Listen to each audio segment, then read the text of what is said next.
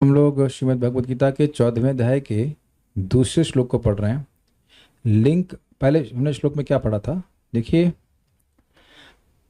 पिछले अध्याय में कहा गया था कि कारणम गुण संगस्य सद असद योनि जन्मसु, यानी कि गुणों का संगति करने के कारण जीव सद और असद योनि में प्रवृत्त हो रहा है। जैसे कहें कि भाई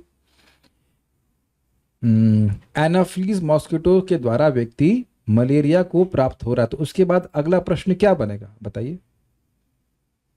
मलेरिया का खराब बीमारी है और एनाफिलीज मॉस्किटोज के द्वारा व्यक्ति क्या कोई भी उसका वायरस बैक्टीरिया जो भी वायरस होता है वो प्राप्त कर लेता है, और इस कारण से यानी एनाफिलीज मॉस्किटोज का संग करने से ही व्यक्ति को मलेरिया होता है। अगर मैं यह कहता हूं तो आपके मन में क्या प्रश्न आएगा? रुक जाइए एक मिनट, निशा माता जी को पूछते हैं, इन लोग को बचा रहा, आपने बायोलॉजी नहीं पढ़े, इनको बायोलॉजी पढ़ी, हाँ एम फार्मा की है, तो बताइए कि क्या मन में प्रश्न आएगा बताइए। प्रश्न माइक माइक पे ऑन कीजिए, ऑन कीजिए, ऑन। हाँ बोलिए। क्योंकि वो उसका काम ही है मलेरिया करना। अच्छा अच्छा, है ना। चलिए उसका गुण है। पत्नी अगर ठीक से उत्तर नहीं दे तो पति गुरु होता है। गुरु जी इधर आइए और बताइए, उनको दीजिए माइक, पहुंचाइए गुरु जी को। क्या करेंगे?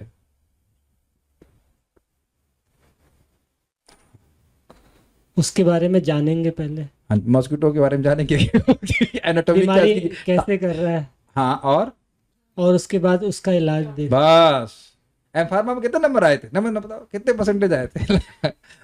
नकल करके तो पास नहीं हुई थी हम सबका मजाक बनाते हैं। तो बचने के उपाय के बारे में सोचेंगे। Got it? सिंपल सा बात है। तो जब गुणों की संगति से व्यक्ति विभिन्न योनियों को प्राप्त हो रहा है, देह को प्राप्त कर रहा है, जबकि वह आत्मा है, देह नहीं है, तो स्वाभाविक सी बात है हम गुणों से कैसे बचें, गुण क्या हैं, गुण का संग हम कैसे करते हैं और गुणों से हम कैसे बचें, ये इस अध्याय का विषय है। तो इसको बात दो श्लोकों में इस ज्ञान को की महिमा भगवान बता रहे हैं।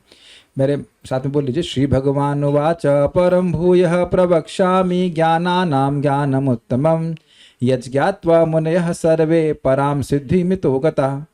श्री भगवान ने कहा परम भूयः प्रवक्ष्यामि, मैं फिर से एक दिव्य ज्ञान को तुमसे कहूंगा जो ज्ञानानाम ज्ञानमुत्तमम्, सारे ज्ञान के साधनों में सर्वश्रेष्ठ है। देखिए ध्यान दीजिएगा, ज्ञान के साधन कितने हैं? वो 20 ही हैं। वही 13वें में जो 20 बताएं बस वही है, उससे अधिक कुछ नहीं है।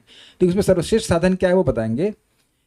यज ज्ञात्वा काहे बताएंगे? जिसको जानकर मुनयः सर्वे, सारे मुनि, मुनि मतलब मननशील, जो देखिए जगत में पशु की तरह जी रहा है उसको आप नहीं हेल्प कर सकते हैं, लेकिन जो सोच रहा है कि जगत में कष्ट क्यों है, ये जगत में कष्ट है तो मैं नहीं चाहता हूं, तब काहे कष्ट आ रहे हैं।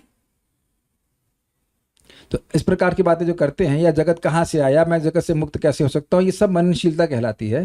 तो ऐसे सारे के सारे मुनि पराम सिद्धि मितोगतः, इस जगत में पराम सिद्धि को प्राप्त किया। अब this is too much glorification.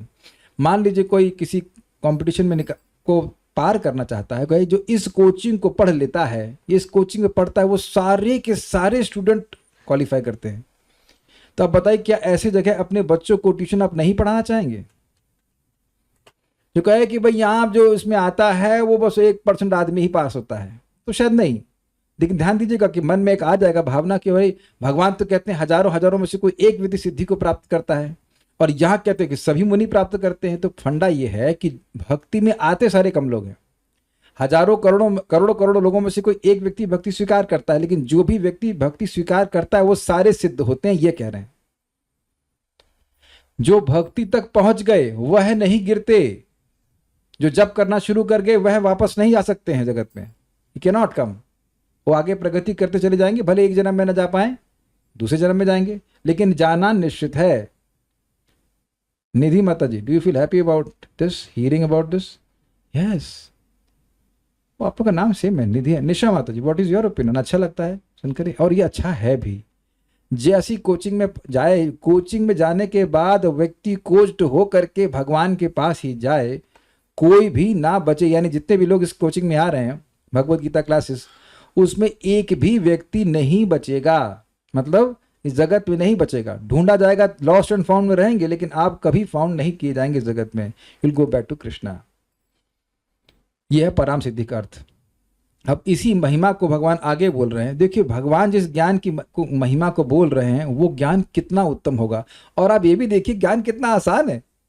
आप देखिए उस दिन कई समय के बाद आप क्लास में समझ ज्ञान मतलब आत्मा को देह से पृथक देखना एक ही बार में समझ में आ जाता है। इतनी आसानी से शायद आपको Newton's first law of mechanics नहीं आया होगा। अगर आप में अभिमान है कि हाँ आया है तो मैं भी क्वेश्चन देना शुरू कर दूं ना इरोडोव से। इरोडोव पढ़े हो आप लोग? हम लोग पढ़े थे, वो मेरा फेवरेट टॉपिक था ये मैकेनिक्स वगैरह। उसका बस एक पुली बना दूंगा तो आप घूमते रह जाएंगे किसमें टेंशन 2 है किसमें ट्यूटी है, नहीं समझ आएगा कि नहीं, कॉम्प्लिकेटेड है ना। तो एक F = ma समझने में आदमी को बहुत झमेला लगता है। अब अगर आप पढ़े हैं तो समझ जाओगे। और स्पेशली आप IIT की तैयारी करिए तो वहाँ अपना जो फिजिक्स का लेवल है, उस ज़माने में लाइक 99-2000 तक प्रश्न बड़े कठिन आते थे।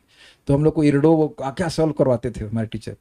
तो बिना कुंजी की सहायता के समझ कुछ आता नहीं था कि क्या हो रहा है, खूब घोटते। तो इस प्रकार से नहीं, these things are pretty simple. Krishna स्वामी हैं, हम सेवक हैं, कृष्ण की सेवा करें। वहाँ पे एक बात आई थी पिछले श्लोक में कि हम गुणों के संग करके गुणों की आधिक्य को बढ़ाते हैं। जैसे घी पी करके व्यक्ति मोटा होता है सिंपल, ऐसा तो नहीं करके कैसे आपका ट्राइग्लिसराइड बढ़ गया, पानी बहुत पीता हूं इसलिए। It does not work like that. तो गुणों का संग करके सतोगुण रजगुण तमोगुण की वृद्धि होती है। तो निर्गुणता का सेवन करके, निर्गुण वस्तुओं का सेवन करके व्यक्ति निर्गुणत्व को प्राप्त होता है। बहुत इजी बात है, बहुत सिंपल है। तो भोजन सब लोग करते हैं, भगवान को अर्पण करके करेंगे। जो शब्द बोलते हैं भगवान के संबंध में बोलेंगे। तो इस प्रकार से व्यक्ति सीखता है कि जो वस्तुओं का सेवन वह गुणों के अनुसार कर रहा था उनको वह निर्गुण रूप से कैसे करे। बस ये क्वेश्चन बिठानी है। अगर ये कर लेगा तो क्रमशः गुणों से मुक्त होता हुआ भगवान के पास चला जाएगा। एक मैं बात यहां बता दे रहा हूं, मान लो कोई व्यक्ति घोर तमोगुणी है और वो सुबह उठना शुरू करे तो क्या तुरंत वह तमोगुण से बाहर आ गया? नहीं। लेकिन क्या उसने तुरंत ही सतोगुण का संग करना शुरू कर दिया? Got it? किसी का कपड़ा बहुत गंदा है तो अब वह वॉशिंग मशीन में डाला गया तो धीरे धीरे सा कचरा जो है बाहर आ रहा है। मल्टीपल टाइम्स करने से पूरी तरह वो साफ हो जाता है, लेकिन उसकी सफाई की प्रक्रिया शुरू हो गई है। This is very interesting. और एक और इंटरेस्टिंग बात बता देता हूं इससे पहले कि हम आगे जाएं। कभी मन में आए ना कि ये सब सुनने की क्या जरूरत है, आप ये बात समझ लीजिएगा कि हम लोग बुद्धि के द्वारा ही भक्ति कर रहे हैं। जब तक हमें भगवान की प्रीति प्राप्त नहीं हो जाती है, श्रील जीव गोस्वामी जी समझाते हैं, तब तक बुद्धि ही हमको भक्ति में स्थिर रख रही है। क्या ये मैं बोल ही रहा हूं, ये सब लोग को स्वीकृत है? आपको नाम में रुचि हो या ना हो, इस समय सब लोगों को नाम में रुचि है, वो प्रकट नहीं दिख रही, कभी होती है कभी नहीं होती है, बीमार होते हैं नहीं होते हैं, लेकिन हम बुद्धि के द्वारा निर्णय कर लेते हैं कि ये चीज मेरे लिए बहुत अच्छी है और इसलिए करते हैं। और वो बुद्धि सप्लिकेटेड समझते हैं, सप्लिकेटेड इट बिकम्स कर्ण से, उसमें मतलब ये क्या बोलेंगे, सप्लिकेशन समझते हैं आप, इट बिकम्स, हाँ मतलब अलग उस सेंस में है कि आपको बुद्धि को नरिशमेंट मिलता है भगवान की कथा को सुन करके। हाँ बूस्ट मिलता है, नहीं हम भक्ति करेंगे, हम भक्ति करेंगे। Is it okay? ठीक है, मेरे पीछे बोलिए। इदं ज्ञानमुपाश्रित्य मम साधर्म्यमागताः। इदं ज्ञानमुपाश्रित्य मम साधर्म्यमागताः। सर्गेऽपि नोपजायन्ते प्रलये न व्यथन्ति च। सर्गेऽपि नोपजायन्ते प्रलये न व्यथन्ति च। इदं ज्ञानमुपाश्रित्य मम साधर्म्यमागताः। इदं ज्ञानमुपाश्रित्य मम साधर्म्यमागताः। थोड़ी सी आवाज बढ़ाइए इसकी। इदं ज्ञानम उपाश्रित्य मम साधर्म्यमागताः। इदं ज्ञानमुपाश्रित्य मम साधर्म्यमागताः। सर्गेऽपि नोपजायन्ते प्रलये न व्यथन्ति च। सर्गेऽपि नोपजायन्ते प्रलये न व्यथन्ति च। बोलिए। इदं ज्ञानमुपाश्रित्य मम साधर्म्यमागताः। इदं ज्ञानमुपाश्रित्य मम साधर्म्यमागताः। सर्गेऽपि नोपजायन्ते प्रलये न व्यथन्ति च। सर्गेऽपि नोपजायन्ते प्रलये न व्यथन्ति च। भाई साहब ये जबरदस्त श्लोक है। अभी देखिए आप इसके शब्दों का अर्थ समझेंगे ना, तुम कभी गीता क्लास नहीं मिस करना चाहेंगे। This is really really nice, you like to attend every day, this is very nice. बस एक बात समझ लीजिए, ये श्लोक अभी हम नहीं जान रहे थे और उसके बाद जो समय कॉन्शियसनेस थी, और उसके बाद केवल अनुवाद पढ़ने के बाद देखना कितना प्रेरणा मिलती है। इस ज्ञान में स्थिर होकर मनुष्य मेरी जैसी दिव्य प्रकृति यानी स्वभाव को प्राप्त कर सकता है। एक बात है, जो लोग कुछ और काम कर रहे हैं वो अपना वीडियो ऑफ कर लें। अर्चना माता जी, अगर आप माला बना रही हैं तो वीडियो ऑफ कर लीजिए। हमको पता नहीं आप कुछ कुछ ऐसे कर रहे हैं, it really distracts me. I mean, है ना, अगर मैं मान लीजिए माला बनाते क्लास दूं आप लोग को, या अरे मेरे पॉपकॉर्न क्या है, पॉपकॉर्न लाओ ना, पॉपकॉर्न खाते खाते क्लास दूंगा, गीता का पता नहीं आप क्या कर रहे थे, बट हाँ ओके, जो भी कर रहे थे, हमको ये डिस्ट्रैक्ट करता है। I look at the devotees, may be आप शायद कुछ तो कर रहे थे, मे बी अपना ईयरफोन ऐसे कुछ कर रहे थे, पहले तैयार हो जाए करिए वीडियो से पहले, कि मेरा डिस्ट्रैक्शन हो जाता है। अर्जुन का, एक मिनट रुकना भगवान, ईयरफोन सेट कर लो। ठीक है कि नहीं, एक मिनट रुकना, अरे जरा बाल साइड कर लो। नहीं भाई, वहाँ भगवान के सामने क्लास सुन रहे हैं, वो माला नहीं बना रहे भाई, इतनी महत्वपूर्ण बात है। कालिंदी माता जी, सोना है तो वीडियो ऑफ कर। देखो, इनको ये भी पता नहीं कि क्लास हो रही। खूब, हाँ हाँ हाँ, जब नाम पुकारा जाएगा तब वो जगेंगे, है ना। तो अभी तो आपका वीडियो कर दे रहे ऑफ, ताकि आप क्लास सुनिए, लेकिन हमको दिखिए मत सोते हुए। मैं कभी सोया हूँ क्लास में, और यहाँ तो कितनी सुविधा है कि वीडियो भी ऑफ कर सकते हैं। जब सो ही रहे तो खाली कुछ तो कान में जा ही रहा है, तो हमें कोई आपत्ति नहीं, आपके अवचेतन मन को हम सुना देंगे, लेकिन कम से कम सोइए मत, उत्साह रखिए, हमारा उत्साह बनाए रखिए। भाई साहब, जबरदस्त बात है। इस ज्ञान में स्थिर होकर फिक्स्ड होकर के मनुष्य मेरी जैसी दिव्य प्रकृति स्वभाव को प्राप्त कर सकता है। मतलब क्या है, बेसिकली इस अध्याय में क्या बोला जाएगा, भक्ति करो, भक्ति करके तुम निर्गुण वस्तु का सेवन करोगे, और उस सेवन के द्वारा तुम निर्गुण हो जाओगे। ये है सीधी सीधी बात। तो अब क्या स्थिर होने का क्या मतलब है, निशा माता जी बताइए, हमको समझ में नहीं आ रहा स्थिर होने का क्या मतलब, अब बताइए, आप ज्ञानमान है, बताइए स्थिर होने का मतलब क्या है। चलिए मैं आपको सिंपल बात बताता हूँ। पता है, प्राणायाम आप करो या ना करो, मैं बता रहा हूँ। आप प्राणायाम करते हैं, मान लीजिए नाड़ी शोधन प्राणायाम करते हैं, तो उससे 72,000 नाड़ियाँ शुद्ध हो जाती है। तो इस ज्ञान में स्थिर होने का मतलब क्या है, बताइए। कि आप ये सुन के करेंगे, बस सिंपल। अब ये बताया गया कि भक्ति करने से व्यक्ति निर्गुण वस्तुओं का सेवन करता है, तो उसमें स्थिर होने का मतलब क्या है, कि आप भक्ति करेंगे। गॉट इट, समझ गए। हम यथासंभव प्रयास करेंगे कि हम गुणों का सेवन ना करें। Is it okay? आपने सुना ही होगा ना, इस दवा की सेवन विधि, उस दवा को ग्रहण कैसे करना है वह करें, और उसके लिए जो भी नहीं करना है वह आपने नहीं करना है, बस सिंपल।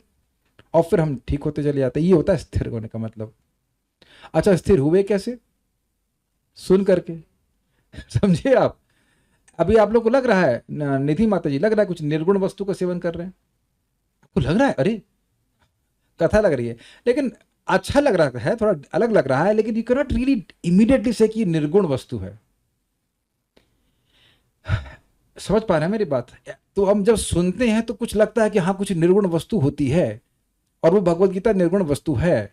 कुछ किसी कहते हैं स्फुरित होता है, हाँ ये चीज़ है, कुछ क्लिक करता है। तो फिर हम धीरे धीरे करके जब संपर्क में रहते हैं तो हमको अनुभव भी होता है कि हाँ ये निर्गुण वस्तु ही है। I hope I am able to clarify this, ठीक है। इस प्रकार स्थित हो जाने पर वह ना तो सृष्टि के समय उत्पन्न होता है और ना प्रलय के समय विचलित होता है। मतलब दोबारा जन्म ही नहीं लेंगे, और मृत्यु के समय अब आप परेशान नहीं होने वाले।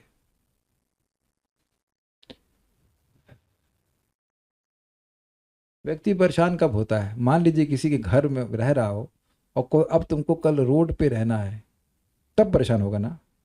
और कहे कल चाहिए, छोड़ो वो तुमको हम बढ़िया फ्लैट नहीं महल दे रहे हैं, तो कहे चलिए चलिए अभी अभी बुलाता हूँ, टेम्पो सब पैक पैक करके चलते। नहीं, तुमको वहाँ पे तुमको लेके कुछ नहीं जाना है।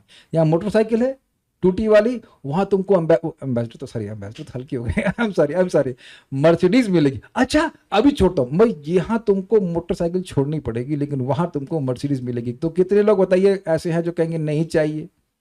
अरे प्रभु जी हमको कार चलानी नहीं आती। नहीं, तुम्हें ड्राइवर भी मिलेगा, और पेमेंट भी नहीं करना पड़ेगा। अच्छा यहाँ बिजली लगती है, हाँ बिजली का बिल देना पड़ता है, वहां तुमको बिजली का बिल भी नहीं देना पड़ेगा। तो क्या अंधेरे में रहूंगा? नहीं, सब कुछ प्रकाशमान है, सेल्फ इल्यूमिनेटेड। यहाँ मरना पड़ता है, वहां मरना भी नहीं पड़ेगा। यहाँ मानते हो ना कि यू आर द बॉडी, वहां भी यही मानोगे you are the body, but वो बात सत्य होगी। रिपीट कर रहा हूं, यहां मानते हो कि यू आर द बॉडी, ये बात झूठ है। वहां भी मानोगे कि you are the body, but वो बात सच होगी, क्योंकि वहां पे देह और देही का, आध्यात्मिक जगत में देह और देही का भेद नहीं होता। जीव की जो इच्छा होती है जिस तरह से सेवा करने की, उसी प्रकार का स्वरूप हमें प्रकाशित हो जाता है। काफी इंटरेस्टिंग है, काफी इंटरेस्टिंग है ना। यहाँ कह रहे हैं you are not the body, हम मान रहे हैं वी आर द बॉडी। वहां आप वहां भी मानोगे कि I am the body but you are the body. Catch किया? काफी इंटरेस्टिंग है ना, काफी इंटरेस्टिंग है। मुकुंद दत्त प्रभु क्लास दे रहे तो ये बोले कि we will also consider the self as the body but that would be truth. वहां देह जो है वो चिन्मय देह होगा। यही तो साधर्मता का मतलब है। अभी आगे देखते हैं। इदम ज्ञानम उपाश्रित, इस ज्ञान का आश्रय कर, मुनिह मुनिगण, जिनकी बड़ी बड़ी दाढ़ी होती है ना, जरूरी नहीं है कि दाढ़ी वालों का, दाढ़ी के पास मननशीलता हो। मननशीलता एक माता जी के पास भी हो सकती है, जो समझे कि भाई मुझे भोग भगवान कृष्ण को लगाना है। सिंपल, देन यू आर मुनि। मैं भोजन कर रही हूं, ये भोजन करके क्या कहीं बंधन तो नहीं लगेगा? तो जैसे ही व्यक्ति सोचता है, ये उसकी होगी मननशीलता। और जो मननशीलता से युक्त नहीं है, उनके पास कौन सी शीलता होती है? नॉन मननशीलता, मतलब लिया गप से मुंह में खा गए, बस खत्म हो गई। जैसे बच्चा चीटा भी खाता है, नॉट नो थॉटफुलनेस। मम साधर्म, थोड़ा जल दे दीजिए। मम साधर्म आगत, टू मच। मम साधर्म्यम आगत, मेरे समान प्रकृति को प्राप्त करते हैं। बड़ा जबरदस्त है। भगवान का धर्म क्या है? पहले धर्म समझ ले। धर्म का मतलब होता है किसी भी वस्तु का वह गुण जो उससे कभी अलग नहीं कर सकते। तो भगवान का धर्म क्या है? निधि माता जी, पता है आपको भगवान का धर्म क्या है? देखिए, धर्म को रिलीजन के अंडर सेंस में मत लीजिए। जैसे पूछ रहा हूं, जल का धर्म क्या है? प्यास बुझाना। और पेट्रोल का धर्म क्या है? प्यास बुझाना। पेट्रोल कभी प्यास नहीं बुझाता और जल प्यास बुझाता ही है। क्लियर? तो धर्म का मतलब होता है किसी भी वस्तु का वह गुण जो आप उससे अलग नहीं कर सकते। तो अब देखिए, भगवान का धर्म बड़ा प्रसिद्ध है। सत, चिद और आनंद। सत मतलब शाश्वत, चिद मतलब ज्ञानमय, और आनंद मतलब आनंदमय। तो साधर्म आगता मतलब जो भगवान का धर्म है वही धर्म हमको प्राप्त हो जाएगा। ऐसा शरीर मिलेगा जो शाश्वत होगा, आनंदमय होगा और ज्ञानमय होगा। ये है हिसाब किताब। कितना आश्चर्य है ना। अब एक बात आप यहां पर और समझ लीजिए। हम लोग के जो हमने सुना है, दो प्रकार के माइंड है, कि लॉजिकल माइंड, एक है सब कॉन्शियस माइंड। तो लॉजिकल माइंड क्या सोच रहा है? ऐसा कैसे हो सकता है, ये सोच रहा है ना। अरे इतना सब पढ़ करके ऐसा कैसे हो सकता है। लेकिन भाइयों, सब कॉन्शियस माइंड ये लॉजिक नहीं पकड़ता। वो जो सुनता है वो स्वीकार करने लगता है। और अद्भुत बात यह है कि आपके पास अभी भी वो सब कॉन्शियस माइंड है। मैं समझा पा रहा हूं? इसीलिए जब व्यक्ति बार बार सुनता रहता है, सुनता रहता है, सुनता रहता है, उसकी श्रद्धा अपने आप बनने लग जाती है, even though things are against his logic. क्योंकि इस प्रकार का असीमित लाभ हमें जगत का कोई ज्ञान नहीं देता, कोई अज्ञान नहीं देता। क्योंकि इसके अलावा जो कुछ भी हो सब अज्ञान है, इसलिए अज्ञान नहीं देता। तो कृपया लॉजिकल माइंड को मत लगाइए, लॉजिकल माइंड मत लगाइए। क्योंकि अच्छा, दूसरा बात है, अगर लॉजिक लगाना भी चाहें तो लॉजिक इस तरह से लगाएं कि भाई अगर ये सब झूठ होता तो पूर्ववर्ती आचार्य इसको क्यों स्वीकार कर रहे होते। दूसरा बात, क्या मेरे पास कोई तरीका है जिससे मैं मुक्त हो जाऊं? तो वह भी तो नहीं। तो लॉजिकली स्पीकिंग भाई हमारे पास कोई तरीका है नहीं। तीसरी बात, इस जगत में इस ज्ञान का आश्रय लेकर अभी भी तो हम सुख और शांति को ही प्राप्त हो रहे हैं। और चौथा पॉइंट यह है कि ये गलत है, इसको प्रमाण करने का हमारे पास क्या तरीका है? अगर मैं यह कहूं कि मैं यहां भगवान गलत बोल रहे हैं, तो आप कैसे उसको बताओगे कि गलत बोल रहे हैं? यह तो आप नहीं कह सकते गलत बोल रहे हैं। जैसे फिर एग्जाम्पल मैं देता हूं कि भाई हमारे शरीर में एक प्राणिक शरीर भी होता है, उससे 72,000 नाड़ियां होती हैं, तो हम गिन तो सकते नहीं हैं। लेकिन अब देखिए सुंदर बात, कल हम एक डॉक्टर के पास गए और उन्हें नाड़ी परीक्षण किया और उन्होंने कहा आपको गुस्सा आता है? हमने कहा पहले से कम, लेकिन हाँ आता है। इनका नाड़ी परीक्षण के कहते हैं आप दुखी हो जाते हैं? कहते हैं हाँ हम दुखी हो जाते हैं, गुस्सा नहीं आता। कहते हैं अच्छी जोड़ी है। एक गुस्सा हो रहा है, एक दुखी हो जाता है, तो झगड़ा नहीं होता। सही में नहीं होता, भगवान की दया है। अब बताइए कि आप लोग इधर इधर मैं नाड़ी देखता हूँ। आप मेरी नाड़ी देख रहे हो? देख रहा मुझे तो कुछ नहीं मालूम चल रहा। तो अब तुमको नहीं मालूम चल रहा है, इसका मतलब कि किसी कुछ नहीं मालूम चल रहा है। एक मेरे मित्र हैं, वो नाड़ी देख कर के बताए कि 20 साल पहले आप मांस खाए थे। शॉक्ड। तो आप बताइए, नाड़ी होता ही नहीं तो उस बंदे को मालूम कैसे चला? हमको भी, हम अपने बारे में नहीं बता रहे हैं, इस देह के बारे में बता रहे हैं, हमारे प्रारब्ध बस हम ऐसी जगह पैदा हुए। I was amazed. हम शराब नहीं पिए कभी ना, आज बड़ा खुश लग रहा था। पीछे टोबैको कोई हिस्ट्री हम करना एटलीस्ट इस जीवन में तो नहीं, शराब ना, चाय तो पूछा नहीं था, और क्या पूछा था, और मसाला हमने करना कुछ भी नहीं, कुछ भी नहीं, कुछ भी नहीं। बस हैप्पी कृष्णा, बस कृपालु, बस भगवान सबको। हमारे घर में सब चलता था लेकिन हम कुछ भी नहीं खाते थे। Anyways, so what I am trying to say कि आप नहीं जान रहे हो, नाड़ी को स्वयं नहीं पकड़ सकते, इसका मतलब ये नहीं कि नाड़ी होती ही नहीं है, सूक्ष्म चीजें होती हैं। तो हम खाली ये बोल रहे हैं कि जैसे हम नाड़ी के अस्तित्व को अपनी शक्ति से नहीं नकार सकते, गॉट इट, ऐसे ही हम भगवान की बात को जहां बोले जा रहे हैं, हम अपनी दिमाग से इसको नकार नहीं सकते हैं। प्रभुपाद कहते थे, if you don't want to accept blindly then do not reject blindly also. भगवान ने बोला है कि हम लोग देह का परिवर्तन कर रहे हैं और हम परिवर्तित नहीं होते, और इस बात को हम अपने जीवन में देख रहे हैं कि हमारा देह चला गया, बचपन वाला देह, लेकिन हम अभी भी यही मानते हैं कि हम व्यक्ति हैं। तो देयर इज अ रीजन, वही व्यक्ति हैं, there is a like full reason to accept Bhagavad Gita. तो मैं समझाने का प्रयास कर रहा हूं कि ये सारी बातें बिल्कुल विश्वास के संग स्वीकार की जानी चाहिए, और ये विश्वास अंधविश्वास नहीं है कि भगवद गीता के ज्ञान को स्वीकार करके, भगवान को भोग अर्पण करके, प्रसाद ग्रहण करके, नाम जप करके व्यक्ति भगवान की साधर्मता को प्राप्त हो जाएगा। Is very very nice line. अगर इस पर विश्वास व्यक्ति कर ले, या विश्वास करना ही चाहिए, तो अब आगे के श्लोकों को भी वह सुनेगा। ओके। सर्गे अपि, सृष्टि काल में भी न उपजायन्ते, जन्म ग्रहण नहीं करते हैं। यानी कि अब आगे, आज से लेकर के अनेकों अनेक अनंत काल तक सृष्टियां होती रहेंगी, लेकिन आप जन्म नहीं लेंगे। प्रभुपाद बड़ा सुंदर कहते हैं, इस जगत का आहार, निद्रा, भय और मैथुन चलता रहेगा, और भक्त भगवान के पास वापस चले जाएंगे। This is very interesting. एक बहुत इंटरेस्टिंग बात क्यों है? क्योंकि हम लोग अभिनिविष्ट हो सकते हैं कि इस जगत में इतना खराब क्यों हो रहा है। तो आप बनाए हैं जो आप चिंता कर रहे हो, आपका है नहीं, आपने बनाया नहीं है, हमें निकलना है यहां से। सिंपल सी बात। तो प्रश्न का निकलना क्यों है? तो अच्छा क्या है जरा बताइए जगत में? जब देह ही हमारा अच्छा नहीं है तो फिर और बाकी कैसे चीज अच्छी हो सकती है? तो जब तक है इस जगत में, व्यक्ति भगवान की भक्ति करे शरीर से, और भगवत निकले यहां से। और प्रलय च न व्यथंती, और प्रलय काल में भी विचलित नहीं होते। श्रीपाद रामानुजाचार्य जी की टीका बड़ी सुंदर है, एक ही बार में समझ में आ जाएगा। इदम अर्थात इस आगे कहे जाने वाले ज्ञान का आश्रय लेकर के, समझकर मेरी समता को प्राप्त हुए। समता का मतलब है जैसा भगवान का गुण वैसे हमारा गुण, गुणात्मक दृष्टि से कभी हम भगवान नहीं बन सकते हैं। मेरी समता को प्राप्त हुए पुरुष सृष्टि काल में उत्पन्न नहीं होते, यानी मेरी रचना के कार्य नहीं बनते। अगली सृष्टि में आपको कोई रोल नहीं दिया जाएगा। समझे? इतना खराब रोल किया हमने कि अब दोबारा जब पिक्चर बनेगी तो आपको कोई रोल नहीं दिया जाएगा। समझे? आप समझ पा रहे हैं मेरी बात? इस जीवन में हमने बड़े रोल अपना रखे हैं। हम पत्नी हैं, हम पति हैं, या वटेवर, इंजीनियर हैं, डॉक्टर हैं, इत्यादि इत्यादि। तो इस कारण से उसमें व्यक्ति अब्जॉर्ब है कि मैं यही हूं और मुझे यही कार्य करना है। तो अब हम भगवान की भक्ति करने लग जाते हैं, तो भगवान अब जब दोबारा सृष्टि होगी तो हमको वह जन्म नहीं देंगे।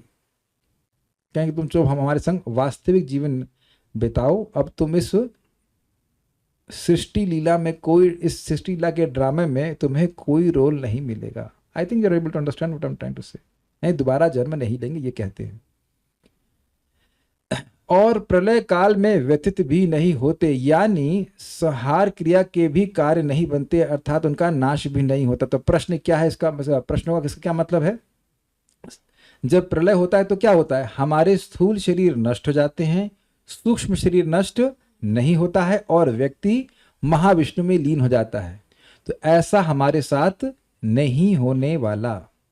तो आप प्रश्न कर सकते हो, प्रभु जी एक जन्म में हम भगवान की भक्ति को प्राप्त नहीं किए तब?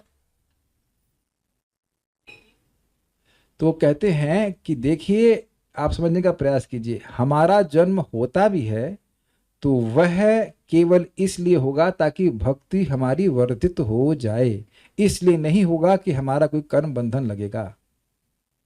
अगर कोई भक्त भक्ति कर रहा है और भक्ति में पूर्ण नहीं होता है तो केवल उसकी भक्ति को पूर्णता प्राप्त कराने के लिए जन्म होगा, वो कर्म बंधन के अनुसार जन्म नहीं होगा। Is it clear? इसीलिए इन सब बातों को समझना चाहिए। देखिए, हमारे पास स्प्रे है क्या? प्रभु आपको स्प्रे दे देंगे, अगली बार नींद आए तो स्प्रे मार देंगे। हम लोग होली खेलना शुरू कर दीजिए। रखा है? हाँ। सो सो के खत्म कर दिया, सोने का नहीं। अरे यहाँ जन्म क्या कहते हैं, जिंदगी और मौत की बाजी लगी हुई है, आप सो रहे। ऐसे कैसे चलेगा भाई? ठीक है, हम खाली अवचेतन मन को नहीं सुनाना चाहते, वही आप चेतन मन में भी आइए। सही है, सही है। पूरा परिवार को जो हमको मौत से बचाना है। क्या बात कर रहा था मैं, भूल गया। चलिए आगे बढ़ते हैं। हाँ, हम खाली बात ये कर रहे थे कि देखिए, हमारा जन्म हो सकता है लेकिन वह कर्म के अनुसार नहीं होगा। थोड़ा समझिए कर्म के अनुसार क्या होता है। कर्म किया फिर जन्म लिए, फिर कर्म किया फिर जन्म लिए, अब वो ट्रेजेक्ट्री किधर जाएगी वो बिल्कुल अनकंट्रोल्ड है। अच्छा खासा ब्राह्मण है, आपने कई बार देखा होगा, गीता के महात्म में ब्राह्मण था, कुछ गलती हो गई, कुछ ये हो गया, कुछ वो हो गया, उसके बाद वो घुस गया, वो भेड़िया बन गया, कभी भेड़िया दसान की, कुछ कुछ पता नहीं कि कहाँ जाएगा। और भगवान यह स्पष्ट कह रहे हैं कि जो इस ज्ञान का आश्रय लेगा तो वह उनके पास ही जाएगा। बिल्कुल क्लियर है। यहां तक कि वो उसकी ट्रेजेक्ट्री हिलेगी भी तो भी भगवान उसे खींचेंगे। जैसे कि पतंग थोड़ा किनारे जा रही होती है तो जो पतंग खींचने वाला होता है, उसकी डोरी होती है ना, खींचना चालू करता है ताकि वो कटने से बच जाए। ये खेले देखिए पतंग ना, दिखाई नहीं पड़ती है डोरी, लेकिन वो खींच रहा होता है तो वो उसके खींचने के हिसाब से पतंग जो है वो डायरेक्शन चेंज कर लेती है। तो अगर कुछ गलती भी हो जाती है भक्त से तो भी भगवान उसकी ट्रेजेक्ट्री चेंज कर देते हैं। ठीक है, ये मैं अपने मन से नहीं कह रहा हूं। बृहत भागवतमृत जब भगवान चाहेंगे तो हम लोग पढ़ेंगे, उसमें लिखा है, भगवान स्वयं गोप कुमार को कहते हैं कि मैं तुमको कर्मानुसार जन्म नहीं दिया, बल्कि मैं सोच रहा था कि जिस कर्म के सिद्धांत को मैंने ही बनाया है उसको बाईपास करके मैं तुम्हें अपने पास कैसे लेके आऊं। मैं तो हर बार सोचता था कि तुम इस जन्म में मेरी भक्ति करोगे, लेकिन तुमने मुझे हमेशा निराश किया। फिर मैं तुमको वापस लाने की आशा से इतना ज्यादा उद्विग्न हो गया कि सब कुछ बाईपास करके तुमको गोवर्धन में जन्म दिया। तो समझने का प्रयास कीजिए, हम लोग को जो भक्ति मिली है ये किसी कर्म के अनुसार नहीं मिलेगी, भगवान का सीधा डायरेक्ट इंटरवेंशन है हमारे इस देह यात्रा में। बहुत बड़ा भाग्य है। गीता भूषण टीका, कल तो मैं भागवत पढ़ा नहीं पाया, लेकिन आज आप देख रहे हैं, भगवान की इच्छा होगी तो जरूर पढ़ेंगे। उसमें लिखा है, भगवान ब्रह्मा जी को कह रहे हैं कि तुम परेशान मत हो सृष्टि के संबंध में, जो वरदान तुम चाहते हो वह तो मैं तुमको पहले ही दे चुका हूं। तो आप में से कौन व्यक्ति है जो भगवान के पास नहीं जाना चाहता? Please raise hand. सब जाना चाहते हैं? नहीं जाना चाहते आप? अभी सोच रहे हैं कि कैसे, अभी सोच रहे हैं कि फ्लैट का रेट क्या है गोलोक में। ठीक है ठीक है ठीक है, पूछ लेना, प्रभु जी से पूछ लो, बताए। तो आप समझ लें कि भगवान के पास जाने की जो इच्छा कर रहा है वो समझ लीजिए कि भगवान पहले ही उसको निर्धारित कर चुके हैं कि देंगे। नहीं समझ में? आप वरदान मांग रहे हो आज और भगवान पहले ही निर्धारित कर लिए हैं कि उसको वरदान देंगे। इसका मतलब क्या है? इसका मतलब है कि उन्हें पता है कि ये वरदान मांगेगा। कुछ समझ में आ रहा है? इसका ही तो मतलब है कि भविष्याणि च भूतानि माम तो वेद न कश्चन, मैं भविष्य भी जानता हूं। भगवान जानते हैं कि भविष्य में ये व्यक्ति मुझसे वरदान मांगेगा, तो पहले ही बुकिंग कर देते हैं। जैसे अमेजोन वाले सामान पहले रख देते हैं ना कि भविष्य में कुछ लोग आएंगे, उसको ऑर्डर करेंगे, तुरंत भेज दें उसके पास। ये तो देख रहे हैं ना तो आप बात। या एक भी आप देखते होंगे कि हाँ, मान लीजिए आपका बच्चा बहुत दूर पढ़ने गया है और लौट करके आ रहा है, खाना मांगा, आपको पता है कि अरहर का दाल और चावल मांगेगा, तो पहले से बना के रखते हैं कि नहीं? जब आपके पास इतना ज्ञान हो सकता है, या राजमा चावल कभी किए कि नहीं किए? ऐसे बच्चा आ रहा है या पति आ रहा है, इनको ये चीज़ अच्छी लगती है, तो आपको इतना जानकारी हो सकती है, तो भगवान को क्यों नहीं हो सकती है? यानी ये समझ लीजिए कि गीता आप प्रभुपाद जी की पढ़ रहे हैं, भक्तों की संगत में पढ़ रहे हैं, मतलब भगवान पहले ही निर्धारित कर चुके हैं कि आपको वापस लाना है। बस हमें ये हमको जब मालूम चल जाएगा तो हम और उत्साहित रहेंगे, और नहीं तो लगेगा पता नहीं हमको लाना चाहते कि नहीं लाना चाहते हैं। पड़ोसी को तो दे दिया, हमें देंगे कि नहीं। Why not? आज शाम की क्लास में आप जरूर सुनिएगा, बहुत अच्छा था वो बात। गीता भूषण टीका 14.2, गुरु की उपासना के द्वारा इस ज्ञान का जिसका वर्णन मैं अभी करने वाला हूँ, बहुत से व्यक्तियों ने मुझ सर्वेश्वर के समान गुणों को प्राप्त किया है, जो शाश्वत रूप से 8 गुणों को प्रकाशित करने वाले हैं। अब ये क्या, ऐसा क्यों कहते हैं? देखिए, बिना गुरु के व्यक्ति भगवत गीता के श्लोक को ठीक से नहीं समझेगा। वो साधर्मिता का मतलब क्या समझेगा कि मैं तो भगवान बन जाऊंगा। मुझे हंसी आई, कल हम जहाँ गए थे दवा लेने के लिए, तो वहाँ जो कंपाउंडर तो नहीं कह सकते, मैंने रिसेप्शनिस्ट था, तो उसके वो ऐसे अपने से बोलने लगे, हमसे ही सब कुछ शुरू होता है, हमसे ही सब कुछ खत्म होता है, तो हमें किसी से कुछ मांगने की क्या जरूरत है। मैं कुछ बोला नहीं, मैं सबको सम्मान देता हूँ। परमिशन दे के चल रहा था। थोड़ी देर में बोले हमारा भाग्य बहुत खराब है। हमने कहा अभी तो आप भगवान बने। अब कुछ बोले नहीं, मतलब अभी तो आप भगवान थे और अभी आप भगवान का भाग्य खराब हो गया। भगवान रिसेप्शन में खड़े, कुछ बोला नहीं, चुपचाप था, उनको देख रहा था। तो आप देख रहे हैं कि जो व्यक्ति ठीक से नहीं सुनेगा उसकी गलती कुछ नहीं है, वो बेचारा बुद्धू है, लेकिन जो जहां से सुन के आया है वह भी इसी प्रकार का बुद्धू है। तो कह रहा है कि तुम भगवान हो। भगवान रिसेप्शन में खड़े और पान चबा रहे हैं, पान नहीं त्याग पा रहे हैं भगवान। ये स्थिति है। तो गुरु की उपासना मतलब गुरु के मुख से सुनना, उपासन, पास में बैठ करके सुनना कि ये इस श्लोक का क्या मतलब है, तब व्यक्ति ज्ञान धारण कर पाता है। बहुत से व्यक्तियों ने मुझ सर्वेश्वर के समान गुणों को प्राप्त किया है। तो साधर्म मतलब गुणों का वर्णन यहाँ पे कर रहे हैं कि वो धर्म क्या है भगवान के जो आत्मा प्राप्त करती है। वे 8 गुण हैं। पाप रहित होना, तो ये तो प्रकट देख रहे हैं कि भक्ति करने से वैसे कैसे व्यक्ति जीवन में भी पाप करने की प्रवृत्ति से ही मुक्त हो जाता है। मृत्यु शून्यता, वो मरेगा नहीं। जरा रहित होना, बुढ़ा नहीं होगा। भूख प्यास और शोक से मुक्त होना। एक मिनट थोड़ा पानी पी लेता हूं। अब आप कहेंगे प्रभु ये तो विरोधाभास, आप तो दीक्षित भक्त हैं, शुद्ध भक्त के शिष्य हैं। हाँ शिष्य हैं शुद्ध भक्त के, तो अभी आप पानी क्यों पिए? तब तो देखिए, जब तक इस देह में हैं तब तक तो ये करना पड़ेगा, लेकिन इसके बाद जो आध्यात्मिक देह प्राप्त होगी वहां यह सब नहीं होगा। ठीक है ना? नहीं तो व्यक्ति के मन में संदेह आ ही जाएगा कि अरे भाई ये तो पानी पी पी कर क्लास दे रहे हैं, भोजन करके क्लास दे रहे हैं। तब साथ ही सत्य काम और सत्य संकल्पता का गुण, मतलब जो मन में संकल्प आ रहा है वह पूर्ण होगा ही, ये कहते हैं। वे साधना के द्वारा इन 8 गुणों को प्रकाशित कर पाते हैं। ऐसे व्यक्ति कर्मवश दोबारा जन्म लेने या मरने के लिए बाध्य नहीं होते। तो इसमें आप रिप्लेस कर दीजिए, भक्तिवश दोबारा जन्म लेने के लिए आएंगे, लेकिन कर्मवश नहीं आएंगे। मतलब अगर मान लो 2 जन्म लगता हो तो लग सकता है। जैसे मान लीजिए कोई अस्पताल में है तो एक दिन में ठीक नहीं हुआ तो कल भी, तीसरे दिन, चौथे दिन, लेकिन वह ठीक होता जा रहा है। उसका क्या कहते हैं, डिस्चार्ज होने का टाइम होता है ना कि 15 दिन बाद डिस्चार्ज कर देंगे। लेकिन जो अस्पताल में आया ही नहीं तो वो तो उसकी तो बीमारी बढ़ ही रही है। I think very clear. ठीक है, इसका अर्थ यह है कि वे मुक्त हो जाते हैं। भगवान कह रहे हैं कि बहुत से लोगों ने इस मुक्ति को प्राप्त किया है।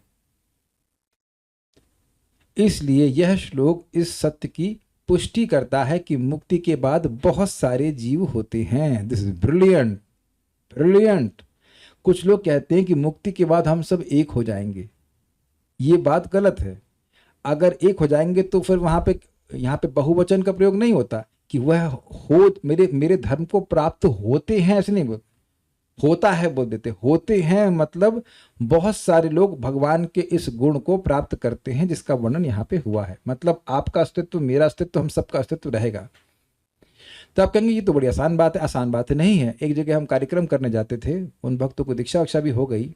तो एक बार उनके पिताजी बोले, हम सोच रहे थे कि पहले हम सब लोग एक थे, फिर कट गए, फिर उसके बाद कट छिट करके आत्मा के रूप में हो गए, अब मुक्त होकर भगवान के पास जाएंगे तो अलग अलग हो जाएंगे। तो नहीं, यह बात भी गलत है। हम लोग हमेशा से व्यष्टि हैं, इंडिविजुअल हैं, आज भी इंडिविजुअल हैं, और मुक्त होने के बाद भी हम लोग व्यक्तित्व अपना बनाए रखेंगे। ये बात समझनी होगी। कभी हम भगवान में जाके लीन नहीं हो जाते हैं। नोट, यहाँ क्रियापद बहुवचन में है, जो यह इंगित करता है कि बहुत से लोग जन्म मृत्यु के चक्र से मुक्ति प्राप्त किए हैं और मुक्ति के बाद वे एक आत्मा नहीं बन जाते हैं। वेरी सिंपल, इस समझे ना, एक ही नहीं बन जाएंगे सब लोग। भगवान हैं, उनके बहुत सारे परिकर हैं और उसमें आप भी एक परिकर के रूप में सम्मिलित हो जाएंगे। इसको श्रुति वचन से ही समझना होगा, जो कहता है कि तद विष्णु परमं पदम सदा पश्यन्ति सूरयः। भक्तगण बहुवचन में हमेशा भगवान विष्णु के परम रूप को देखते हैं। Rigveda 1.22.20। Is it okay? Yes. तात्पर्य, पूर्ण दिव्य ज्ञान प्राप्त कर लेने के बाद मनुष्य भगवान से गुणात्मक समता प्राप्त कर लेता है और जन्म मरण के चक्र से मुक्त हो जाता है। लेकिन जीवात्मा के रूप में उसका वह स्वरूप समाप्त नहीं होता। अब कहेंगे ये बात बार बार हम ये क्यों सुन रहे हैं? एक बात समझ में आई कि हम बार बार क्यों सुन रहे हैं? हमारे वो अवचेतन मन या जो भी कॉन्शियस अनकॉन्शियस सब कॉन्शियस माइंड में घुसा देने के लिए, सपने में भी हमको सपना भी नहीं आया कि भगवान में लीन हो जाएं। आप समझने का प्रयास कीजिए, ये सारी चीज घुसा दी जाती है मायावादियों के द्वारा अपने शिष्यों में कि तुम बेटा आज भगवान नहीं हो, लेकिन तुम साधना करके भगवान बन जाओगे, भगवान में लीन हो जाओगे। बहुत, दिस इज वर्स्ट फिलॉसफी। हाँ बोलिए, कुछ पूछ रहे हैं तो माइक पे पूछिए, नहीं तो मुझे रिपीट करना पड़ेगा। माइक पहुंचेगा वहां तक? शायद नहीं पहुंचेगा। आप बोलिए, फिर मैं तो रिपीट कर दूंगा। नहीं, आप पास में आके बोलिए तो अच्छा रहेगा, सब भक्त सुनाई पड़ पाएंगे, सुनेंगे तो अच्छा रहेगा। रिकॉर्ड भी हो रहा है ना, तो अच्छा रहेगा कि वो आप आगे आके बोल दीजिए, अच्छा रहेगा। लेटर ऑन कर लीजिए। ऑन है? हाँ अब ऑन, बोलिए। हरे कृष्ण प्रभु जी, मेरा प्रश्न ये था कि क्या यही 14.2 जो श्लोक है, इसी को जो हम ज्यादातर फिलोसफीज जो हम सुनते हैं औरों के द्वारा जो शॉर्ट्स में आती है, यूट्यूब पे आती है, क्या इसी को तोड़ मरोड़ के प्रस्तुत किया जाता है और इसी का जो ज्ञान है जो ठीक से नहीं दे पाते, जो दूसरे हम वक्तव्य को सुनते हैं? देखिए, पॉइंट अच्छा प्रश्न है कि क्या इसी श्लोक को घुमा घुमा करके लोग बोलते हैं। एक्चुअली वह अगर इस श्लोक को पढ़े होते तो वैसा बोलते ही नहीं, और वह यह नहीं कहते। किसी भी शॉर्ट में आप देखेंगे कि वह श्लोक कोट शायद ही करते हो। और ये समझने का प्रयास कीजिए, जो व्यक्ति सुनता है उसका प्रभाव होता है। देखिए, मैं बोलना नहीं चाह रहा था, मैं बता रहा हूँ। कल डॉक्टर साहब ने पूछा आप कितने बजे उठते हो? हमने कहा 3:30 उठते हैं। वो सुने फिर भी बोले कि 9 बजे सोने के बाद आप 5:30 तक उठ जाना। मैं 5:15 पे उठा। देखने कितना खतरनाक है, जबकि मैं 11 बजे सो करके आराम से 3:30-4 बजे उठ जाता हूँ। आई वाज जस्ट शॉक्ड, जबकि मेरी नींद पूरी हो गई थी। मैं थोड़ा सा स्वास्थ्य ऊपर नीचे, स्वास्थ्य तो जैसा है वो वैसा चल रहा है, लेकिन इम्प्रूव हो रहा है, लेकिन 5:15 नहीं उठता। हमने कहा ये क्या इक्वेशन बन गई? हमने कहा वो आशीर्वाद गुरु जी दे दिए हमको, जो हम सुन रहे हैं उससे बात आ जाती है। हमने अगली बार उससे ये नहीं पूछूंगा कि कितने बजे उठना है, हमारा पप्पा उठ जाएंगे। वो जस्ट सो शॉक्ड, ऐसा क्यों? ऐसा तो हम नहीं करते, मतलब उठ ही जाते हैं आराम से। बहुत होगा तो 4 बजे तो उठ ही जाते हैं ऐसा। और ऐसा भी तब मैं 11 बजे सोया, कल तो 9 बजे 9:15 बजे सो गए थे आराम से। तो सुनने का बड़ा प्रभाव होता है। और सबसे गलत बात क्या है कि लोग यह नहीं कोट करते कहाँ से बोल रहे हैं। कुछ बस एक बोलते हैं हम मुंह से बोल रहे हैं। यही प्रमाण है कि उनका मुख ही जो है वो सीधे वेद गर्भ ब्रह्मा बन जाते हैं कि वो जो बोलेंगे वो सब सही हो गया। प्रभु महाराज जी इस बात को बोलते हैं गीता प्रवचन, लेकिन गीता से बिल्कुल छोड़कर बात बोलते हैं। तो जैसे आपने कहा कि तोड़ मरोड़ के बोलते हैं, तो काफी संभावना है कि तोड़ मरोड़ के बोलते हैं। जैसे गौरांग प्रभु बड़ा अच्छा बता रहे थे, आसाम का एक राजा था, वहां पे चाय बहुत उगती है। तो एक पंडित जी गए गीता पढ़ाने के लिए, तो कहे देखिए सुंदर श्लोक है क्या, सर्वस्व चाहम हृदय सन्निविष्टि को बोले सर्वस्व चायम हृदय सन्निविष्टु, सभी के हृदय में चाय पीने की चाह। राजा खुश, वाह वाह वाह वाह।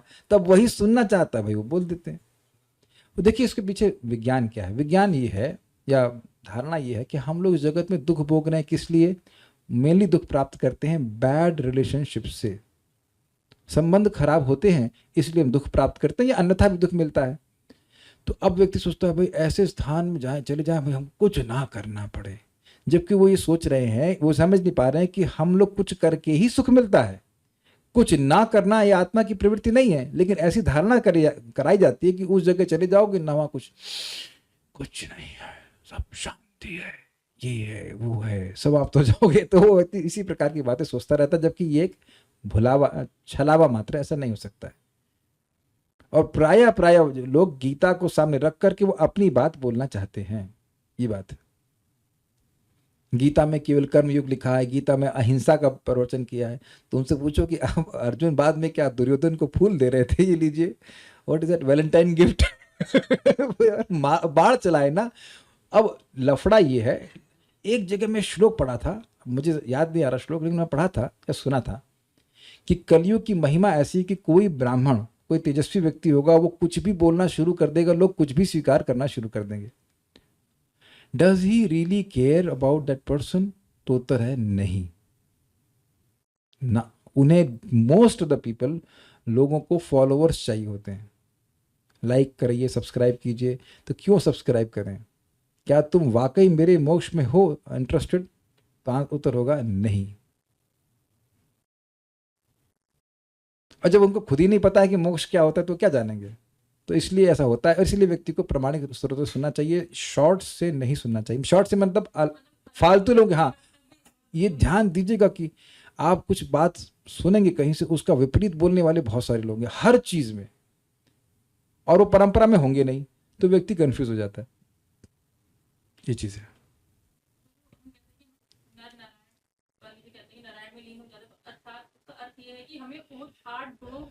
अच्छा, अब प्रश्न है कि जब कहते हैं कि नारायण में लीन हो जाते तो उसका क्या मतलब है? प्रभुपाद जी समझाते हैं, अगर किसी व्यक्ति की इच्छाएं किसी अन्य व्यक्ति में लीन हो जाएं, इसका मतलब क्या है? इसका मतलब यह है कि वह व्यक्ति उस व्यक्ति की इच्छा के अलावा और कोई इच्छा नहीं करता। समझे? जैसे कि मान लीजिए कोई कहे कि भाई तुम यह करो, तो अब उस व्यक्ति की और कोई इच्छा नहीं है, जैसा वो बता रहे हैं वैसा ही वो करेगा। इस अर्थ में हम लीन हो जाते हैं। लेकिन हम लोग रहते हैं, प्रपात कहते हैं, हम लोग भी शून्यवादी हैं, अन्य अभिलाषिता शून्यम। कृष्ण को जो सुखी करे उसको छोड़ करके कोई इच्छा नहीं करना। तो इस अर्थ में हमारी अन्य इच्छाएं लीन हो जाती हैं, लेकिन हमारा व्यक्तित्व रहता है। प्रमाण भगवत गीता।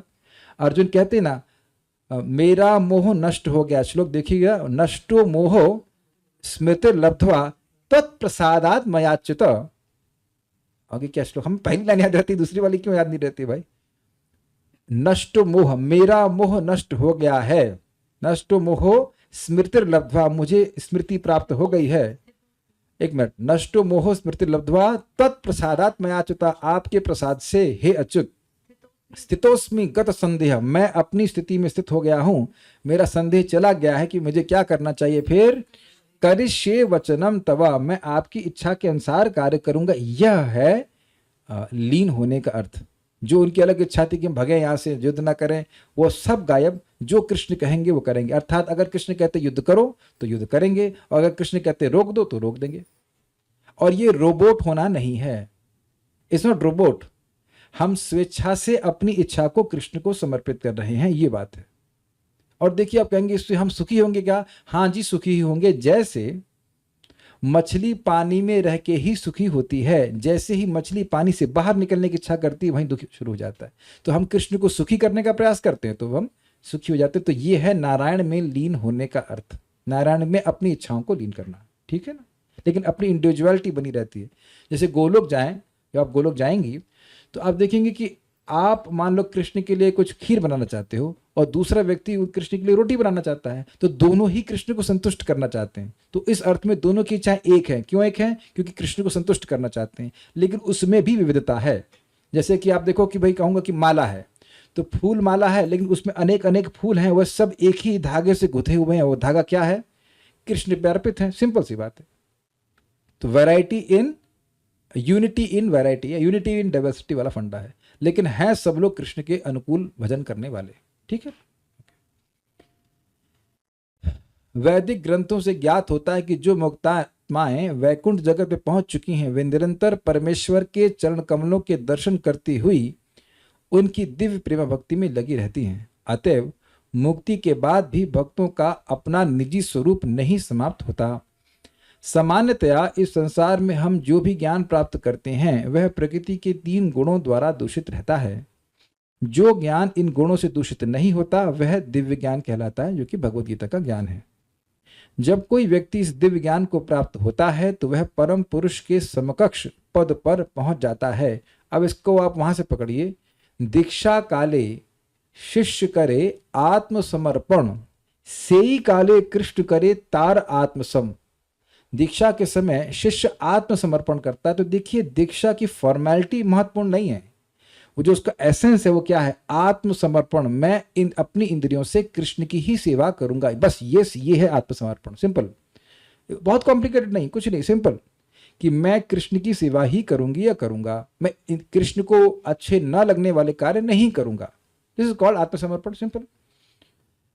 सेई काले, उसी समय, सेई काले कृष्ण करे तार आत्मसम, उसे तुरंत ही अपने समान मानते हैं। यह व्यक्ति योग्य है मेरी सेवा करने। तो अब कोई कहेगा कि प्रभु जी हमारी फॉर्मल दीक्षा नहीं हुई है। जी हाँ, नहीं हुई हो, मान लो फॉर्मल, लेकिन अगर व्यक्ति शिक्षा स्वीकार करना शुरू कर दिया है तो वह आत्मसमर्पण करना शुरू कर दिया है। Is that okay? और इसलिए आप ऐसा ना सोचना कि आपकी सेवा को कृष्ण स्वीकार नहीं करते हैं। I hope this very clear. आगे फॉर्मलाइजेशन भी हो जाएगा, लेकिन ये आत्मसमर्पण ही भगवान की साधर्मता को प्राप्त कराने का साधन है, यहाँ बताया जा रहा है।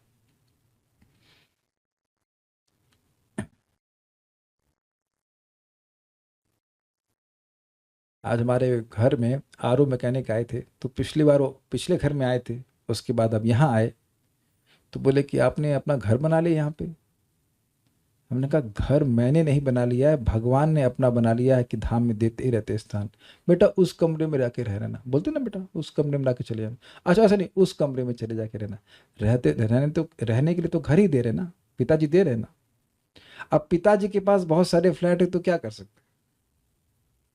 क्यों नीति माता जी, गलत तो नहीं कह रहे हैं? हमारे बाप पैसे वाले हैं तो क्या करें, सारे मकान उन्हीं के हैं, तो कहते हैं चल यहाँ थोड़ा दिक्कत हो रही है, बारिश हो रही है, चलो उधर जाके बेटा रह लो, कोई दिक्कत नहीं। और अभी सुनिए, अभी देखिए ना, बहुत बारिश हुई ना वृंदावन में, तब मैं सोच रहा था शायद ऑलमोस्ट इसी टाइम हम भगे थे वहां पे इस टाइम भगे थे, और तुरंत भगवान ने तुरंत ब्राह्मण के घर में रहने दे दिया, नौटियाल प्रभु के घर में चले गए। फिर कहा चलो यहाँ नहीं रहते, जाओ नोएडा में जाकर रह के आओ। नोएडा में घूम के आए, वहाँ पे रह के आए। इतने सारे घर भगवान ने दे रखे हैं, तो क्या चिंता करना है। पर बात यह है कि भगवान की भक्ति करने से भगवान उस व्यक्ति को स्वीकार करते हैं। आप जीवन में देखना, लाइफ बहुत ईजी हो जाती है। It happens actually. जब हम लोग भक्ति में सुनते हैं ना कि अनन्यास चिंतयन्तु माम ये जन्हा पर्युपासते इत्यादि, और जो व्यक्ति मेरा स्मरण करता है उसका योगक्षम वहन करता हूं, तो हमें लगता है ये हमारे संग नहीं होगा। जैसे व्यक्ति सोचता है कि वह कुछ कार्मिक काम करेगा, मतलब भोग इंद्रिय तृप्ति करेगा और उसके संग कुछ नहीं होगा, है ना। सोचता है कि मैं भोग करूंगा और मैं बीमार नहीं होऊंगा। अन्य लोग मीठा खा के डायबिटिक हुए लेकिन हम नहीं होंगे, लेकिन तेरे संग भी होगा बेटा, वो लॉ है। उसी प्रकार से आप कृष्ण का भजन करेंगे तो आप देखेंगे कि योगक्षम होगा। पता है क्यों करवाते हैं? Because when Krishna does it to you, you will speak it out loudly. You have no doubts that Krishna does it. अगर भगवान हमारा पालन नहीं करेंगे, जब हम भक्ति कर रहे हैं, तो हम बोलेंगे कैसे कॉन्फिडेंस से? है कि नहीं? किसी वैद्य के पास जाते हो, को ठीक कर देगा तो आप कॉन्फिडेंस से बोलते हो कि हाँ करते हैं कृष्ण, हाँ वो वैद्य ठीक करते हैं। तो इसलिए कृष्ण को कृपा इसी जीवन में करनी पड़ेगी।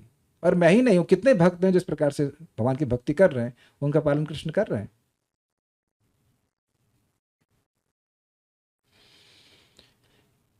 हम खाली इस बात को कह रहे हैं कि भगवान के जो अनुकूल चलता है वह उसकी भगवान सहायता करते ही हैं। कल भी एक भक्त तुमको बोल रहे थे कि हाँ प्रभु जी, जब भी आपको बहुत दिक्कत होती है भगवान तुरंत सोल्यूशन देते हैं। हमने कहा यस। कल मैं एकदम डाउन था, बिल्कुल मेरा स्वास्थ्य गड़बड़ था, पहली क्लास भी डाउन हो गई थी, दूसरी में भी सामर्थ्य नहीं था। By evening I got a very good doctor, अभी मैं ठीक हूँ। I have seen it's an number of times. पिछली बार हमारा घर नहीं मिल रहा था, मतलब क्या करेंगे, 3 महीने में कहाँ जाएंगे, 3 महीने, ये तू टेंशन क्यों ले रहा है यार? मैंने कहा मैं क्लास नहीं दूंगा जब तक घर नहीं मिलेगा, मैं इतनी टेंशन में क्लास नहीं दे सकते। तुरंत अगले दिन, is it not next day ही हमको सुबह मिल गया ही घर न्यू, जिसमें कोई रहा ही नहीं है, उसके रिबन भी नहीं कटा। सोचिए, ये फ्लैट दे रहे की तरह नहीं हुआ कि चलो शादी हुई है तो जो घर तो देना पड़ेगा भाई। Is it not amazing? Is it not Krishna's care? Can't you see that? Can't we see that? तो क्यों हम भगवान को समर्पित ना हो? बताइए, क्यों भगवान को समर्पित? क्या भगवान हमको दुख दे रहे हैं जो हम समर्पित ना हो? और मैं एक जबरदस्त बात बोलूंगा, आज बहुत अच्छा रिफ्लेक्शन आया। देखिए, कल एक माता जी मुझे मैसेज करें कि प्रभु जी, मतलब उनको अर्थराइटिस का प्रॉब्लम है, हम नाम नहीं बता रहे हैं तो वो नहीं तो हो जाएगा।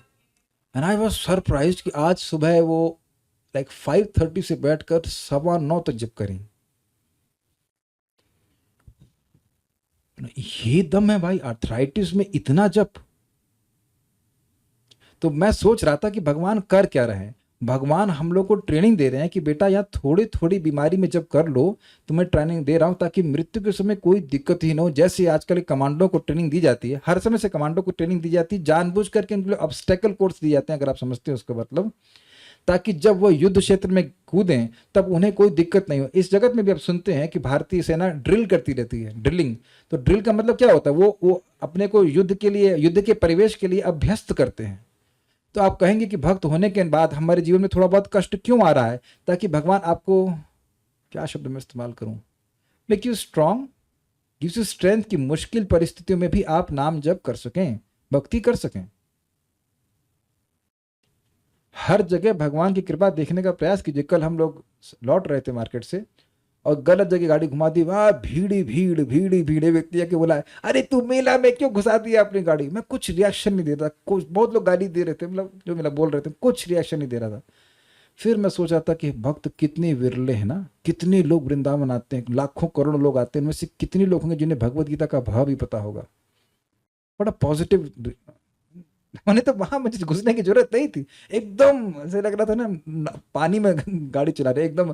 एक बार तो मैं एक्सीलेटर लिए बिना खाली पांव से ठेल रहा था। What Krishna wants to teach me, that what he wanted to teach me was that the devotees I have sent to you are most rare. You love them and serve them nicely. That's what I learned. इनमें से कितने लोगों को बोल दूं कि चलो आओ हमें संग चलो, मैं तो गीता सुनाऊंगा, कोई नहीं सुनने वाला है, बहुत रेयर है। हम खाली इस बात पे बोल रहे हैं कि भगवान के शरणागत होने से व्यक्ति को लाभ ही होता है, उनकी साधर्मता को प्राप्त हो जाता है। व्यक्ति, इस जगत में कोई व्यक्ति किसी नौकरी करता है तो क्या बॉस अपना घर ही दे देता है? लेकिन भगवान कह रहे हैं कि अपना घर देंगे। अरे पूतना को दिया है तो तुमको क्यों नहीं देंगे, बस तुम खाली थोड़ा एप्पल चढ़ा दो, ठीक है। जिन लोगों को चिन्मय आकाश का ज्ञान नहीं है, वे मानते हैं कि भौतिक स्वरूप के कार्यकलापों से मुक्त होने पर यह आध्यात्मिक पहचान बिना किसी विविधता के निराकार हो जाती। समझे? जो लोग नहीं जानते हैं कि वैकुंठ है, वहां भगवान है, भगवान के पार्षद हैं, वो कहते हैं कि सब जीरो हो जाता है। आप में से कभी किसी व्यक्ति ने भक्ति में आने से पहले ब्रह्म शब्द सुना था? No one, I have heard that. और वहां वो खाली एक लाइट गोला बना देंगे और कहेंगे कि इसमें लीन हो जाते हैं। एक पिताजी से सुना था हमने कि वो 160 लोगों को ब्रह्म लीन करना चाहते हैं। समझ गए पिताजी के आशा, ऐसी आशा दिखाते हैं वो कि उनको लीन कर देंगे। And that is considered perfection. यानी कि गुरु जी को ही पता नहीं वैकुंठ के बारे में। Just see the hopelessness of the disciples. जब गुरु जी को ही नहीं पता तो शिष्य जी क्या जानेंगे? भाई गुरु जी बार बार बताएं और ना समझ में आए तो एक अलग बात है, लेकिन जब गुरु जी को पता ही नहीं है तो बताएंगे क्या? जैसे मान लीजिए आप ट्रेन के उसमें क्या पूछताछ विंडो में जाते हैं, उस हुई को पता नहीं कि ट्रेन कब आएगी और कहाँ जाएगी, बोल दे किसी में भी बैठ जाओ वहीं पहुंच जाओगे, तो आप कहाँ पहुंच जाएंगे? जहाँ आपका भाग्य होगा वहीं पहुंच जाएंगे। Got it? We are so fortunate to get Srila Prabhupada association. लेकिन जिस प्रकार इस संसार में विविधता है उसी प्रकार आध्यात्मिक जगत में भी है। कितने लोग ये संकल्प लेते हैं कि आज से लेकर रोज केवल खिचड़ी ही खाएंगे, सुबह दोपहर शाम रात, अगर 4 बार खाते हो। किसी की दम हो तो बोल के बताओ। एक दिन कभी देखा आपने, एक दिन खाना बड़ा अच्छा बनता है कि यार अरहर दाल बड़ी अच्छी बनती है, मैं रोज खाऊंगा। 2 दिन खाएंगे, 3 दिन खाएंगे, चौथे दिन आप बोर हो जाएंगे। तो आप प्रभुपाद समझाते हैं इस बात को कि variety is the mother of enjoyment. गलती से भी कोई ब्रह्म ज्योति में फंस गया तो बोर हो जाएगा। वहां कुछ नहीं मिलना, ना खिचड़ी, ना पकवान, ना पुआ पकौड़ी, कुछ नहीं, कोई गाली देने के लिए भी नहीं आएगा। It's just very boring place. बस दुख नहीं वहां पे, लेकिन दुख ना होना भी बोरियत है ना, कुछ भी नहीं है यार, कुछ भी नहीं है, इसीलिए लोग वहां से गिरते हैं। लेकिन जिस प्रकार इस संसार में विविधता है उसी प्रकार आध्यात्मिक जगत में भी है। जो लोग इससे परिचित नहीं हैं वे सोचते हैं कि आध्यात्मिक जगत इस भौतिक जगत की विविधता से उल्टा है। यानी यहां विविधता है और वहां पे नहीं होनी चाहिए, लेकिन वह यह नहीं समझ रहे हैं कि यहां विविधता अलग प्रकार की है और वहां पे विविधता व्हाट इज दैट शुद्ध सत्व के द्वारा प्रकट है। ये बात है। लेकिन वास्तव में होता यह है कि आध्यात्मिक जगत यानी चिन्मय आकाश में मनुष्य को आध्यात्मिक रूप प्राप्त हो जाता है। वहां के सारे कार्यकलाप आध्यात्मिक होते हैं और यह आध्यात्मिक स्थिति भक्तिमय जीवन कहलाती है। यह वातावरण अदूषित होता है और यहाँ पर व्यक्ति गुणों की दृष्टि से परमेश्वर के समकक्ष होता है। जैसे भगवान अपना रूप तक दे देते हैं। मान लीजिए कोई व्यक्ति सुंदर है तो कभी उसके मन में संकल्प आता है कि मेरे जैसा सुंदर ही कोई दूसरा व्यक्ति हो? मैं समझा पा रहा हूं? कोई बॉडी बिल्डर हो तो वो कभी नहीं सोचता कि उसके जैसी बॉडी बिल्डर कोई और हो जाए। कोई ज्ञानी होगा तो वह ज्ञान देना चाहेगा, लेकिन उसके जैसे एकदम बराबर ज्ञानी हो जाए तो उसको अच्छा नहीं लगेगा। लेकिन भगवान अपने गुणों को अपने सेवकों से शेयर करते हैं, उनके जैसा ही रूप मिल जाता है। This is amazing. ऐसा ज्ञान प्राप्त करने के लिए मनुष्य को समस्त आध्यात्मिक गुण उत्पन्न करने होते हैं। जो इस प्रकार से आध्यात्मिक गुण उत्पन्न कर लेता है वह भौतिक जगत के सृजन या उसके विनाश से प्रभावित नहीं होता, वो दोबारा जन्म नहीं ले लेता। श्लोक बड़ा स्पष्ट है। कोई प्रश्न किसी भक्त का है? नहीं। तो आप लोग अब अच्छे बुद्धिमान होते जा रहे हो, सारी बातें समझ रहे हैं। आपके पास अच्छा बोलिए अनुवाद में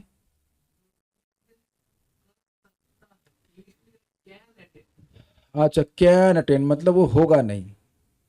कैन तो ठीक है, आप कैन को स्वीकार कर लीजिए, हम विल को स्वीकार करते हैं। आप डाउट रखना चाहते हैं ना कैन, तो कैन का मतलब है कि जरूरी नहीं हो सकता कि एक जन्म में ना करे, हो सकता है वो कैन कैन करता रहे तो उसको विल ना मिले। और आप ये कह सकते हैं कि इस जन्म में नहीं मिलेगा। मैं फिर एग्जाम्पल दे रहा हूं कि एक भक्त थे, उनके बहुत स्वास्थ्य खराब था, तो उनका वक्तव्य था कि हमें तो लग रहा है कि इस जीवन में हमको रुचि मिलेगी ही नहीं नाम में। और कुछ दिन के बाद मैसेज आया कि प्रभु जी 5 माला बड़ी अच्छी हुई। तो आप ये पहले से निर्धारण कर लिए थे कि हमको तो जीवन में रुचि मिलेगी ही नहीं। तो उनसे अब हम पूछे कि तुम ब्रह्मा हो, अभी दीक्षा वगैरह कुछ नहीं हुआ, तब जब इसी जीवन में आप एक आध्यात्मिक सफलता को बिल्कुल नेगेट करती थे कि आशा छोड़ती थे कि हमको मिलेगा ही नहीं, वो तो कुछ दिनों बाद ही मिल गया। और हम ये सोच लिए कि भगवान के पास जाएंगी नहीं। अजामिलो अपी, अजामिल को आप गृहस्थ कहेंगे, घर में मतलब घर का मतलब पड़ोस में कोई व्यक्ति हो जो वैश्या को लाके घर में रख ले, उसको आप कहेंगे गृहस्थ है, इसे गृहस्थ कहा जाएगा। ऐसा व्यक्ति भी भगवान के पास चला गया उसी जन्म में 12 साल के अंतर में। तो हम डाउट क्यों करते रहे? अब मैं दवा लेना शुरू किया हूं, जिस भी से ले रहा हूं, मैं पहले से डाउट करना शुरू कर दूं कि मैं ठीक होऊंगा कि नहीं होऊंगा, तो फिर कैसे लूंगा बताइए? जब भगवान कह रहे हैं कि जाते हैं तो विश्वास करना चाहिए कि जाते हैं। ये क्या प्रमाण है हमारे पास कि इस जीवन में हम नहीं जाएंगे? लेकिन हाँ, अगर ऐसा सोचते रहेंगे कि इस जीवन में नहीं जाएंगे तो उसके प्रयास भी उसी प्रकार के होंगे। याद है ना जो लोग मेरा आईआईटी में तीसरी बार में हुआ था। पहली बार में मैंने सोच लिया था कि मैं नहीं हो सकता मेरा इस बार में। पहली बार में 12th संग किसके संग होता है कि नहीं होता, नहीं हुआ। फिर गुस्सा आ गया, मैंने कहा नहीं अब तो तैयारी करूंगा ठीक से। तो अगली बार में भी हुआ नहीं, रैंक थोड़ी खराब आई, लेकिन दूसरी जगह अच्छा बहुत अच्छा रैंक आया था मेरा। तो तीसरी बार में कहा यार अब एक तैयार और करते हैं, अभी संतुष्टि नहीं हुई। And that time it was very different. ना कोई मैं मूवीज देख रहा था, ना मैं किसी और से फालतू बात कर रहा था। तो अब व्यक्ति जब खुद निर्णय कर लेता है तो जाना आसान है। इस जगत में रहना ज्यादा कठिन है। मछली के लिए पानी में रहना आसान है कि धरती पे? आप विचार कीजिए। और ऐसा कौन सा कार्य आप मानते हो भक्ति में मुश्किल है? कहीं जब करना मुश्किल है, बोलना मुश्किल है? क्या बोलना मुश्किल है राजेश प्रभु बताइए? हरे कृष्णा ये तो बच्चा भी बोल लेता है। जो कार्य अनंत कितने साल के हो गए? 9 साल के, 9 साल के हुए। 9 साल का बच्चा भी जो कार्य कर ले रहा है वो आसान होना चाहिए ना? मेरे ख्याल से 4-5 साल से कर रहे हैं ना। तो अब बोलना तो आसान है ना। तब अच्छा, प्रसाद खाने में किसी को दिक्कत है? निधि माता जी आपको दिक्कत होगी प्रसाद खाने में? नहीं ना, बिल्कुल नहीं ना। तब जब प्रसाद खाने से माया से मुक्त हो रहे हैं, जप करने से माया से मुक्त हो रहे हैं, अगर आप सो रहे हैं सुबह उठने के लिए तो वह भी भक्ति है। तो भक्ति में मुश्किल क्या है? कुछ भी मुश्किल नहीं है। आपको मैं इंटरेस्टिंग बात बताऊं, कल एक भक्त मुझे बता रहे थे कि उनको कोई भक्त ऐसा बोले कि ये बहुत मुश्किल है, वो बहुत मुश्किल है, वो सोचने लगे कि मुश्किल है और उनके लिए करना मुश्किल होने लगा। जस्ट थिंकिंग लाइक दैट कि मुश्किल है। मन इतना प्रभावशाली जबकि कुछ भी मुश्किल नहीं है। अब आप ही की बात कर रहे, उसने प्रश्न किया, उनके लिए सीधे बैठना मुश्किल है जबकि उम्र मुझसे 10 साल छोटे हैं। तो ये अब हमें से बोला नहीं चाहिए था नेगेटिव, लेकिन आपने ऐसा मान लिया। अगर आप, मैं ही आपके सामने हूँ और फिर मैं देखता हूँ मुकुंद प्रभु को, वो तो प्रभुपाद जी के शिष्य, वो तो हमेशा ही ऐसे बैठते हो, तो मैं तो फिर भी कभी कभी ऐसे जाता हूँ, तो कभी भी ऐसे नहीं बैठते, ऐसे ही बैठते हैं। वैशिष्ट का प्रभु को देखा। तो सारा गेम हमारी मान्यता का है कि हम क्या कर सकते क्या नहीं कर सकते। भक्ति करना सबसे आसान है। प्रमाण सुसुखुम कर तुम अव्ययम, एकदम सुखमय है, कोई कठिनाई नहीं है। और नहीं तो कर दिए कल से हम अष्टांग योग का अभ्यास, हिमालय चले जाइए इत्यादि इत्यादि। तो यही मानना होगा कि भगवान के पास हम जाएंगे और इसी जन्म में जाएंगे, उसी हिसाब से प्रयास करना होगा, ठीक है ना।